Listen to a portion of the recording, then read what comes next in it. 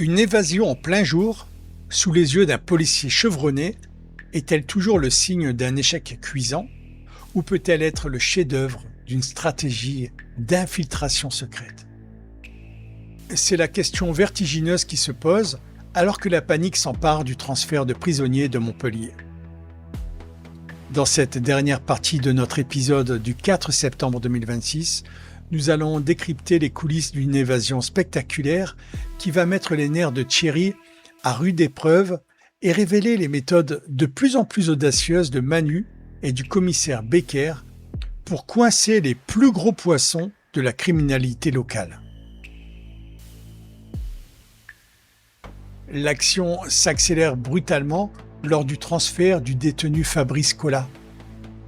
Alors que Thierry assure la garde avec sa rigueur habituelle, un incident imprévu survient. En un éclair, profitant d'une faille de sécurité d'une fraction de seconde, Fabrice parvient à fausser compagnie aux forces de l'ordre et s'évapore dans la nature sous les yeux ébahis et impuissants de Thierry. Pour le policier de terrain, c'est l'incompréhension totale et la honte d'avoir laissé filer un suspect clé. La colère gronde au sein de l'équipe et la traque s'organise immédiatement dans tout le département. Mais derrière les apparences de cette défaite policière se cache une réalité bien différente, orchestrée dans l'ombre des bureaux du commissariat.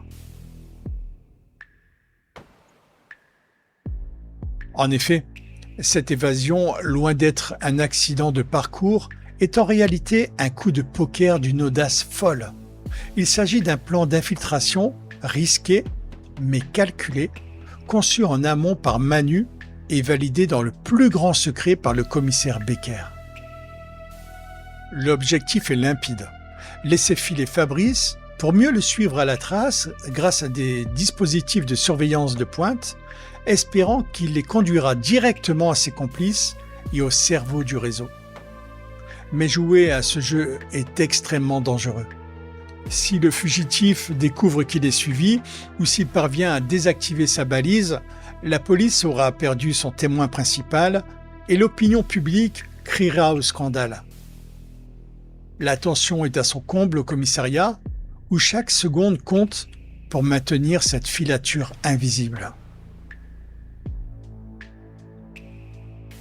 C'est sur ce suspense insoutenable que se clôt notre analyse complète de l'épisode 2003 de ce vendredi 4 septembre 2026. Entre le double jeu destructeur d'Agnès envers Yann et Élise, l'alerte médicale de Salomé, les ambitions asiatiques de Boris et cette évasion sous haute surveillance policière, les scénaristes nous livrent une partition sans faute. Pensez-vous que le plan de Manu et Becker va fonctionner ou Fabrice va-t-il définitivement leur échapper? Et qu'en est-il d'Agnès? Va-t-elle se faire démasquer avant d'avoir brisé le cœur de nos deux policiers préférés?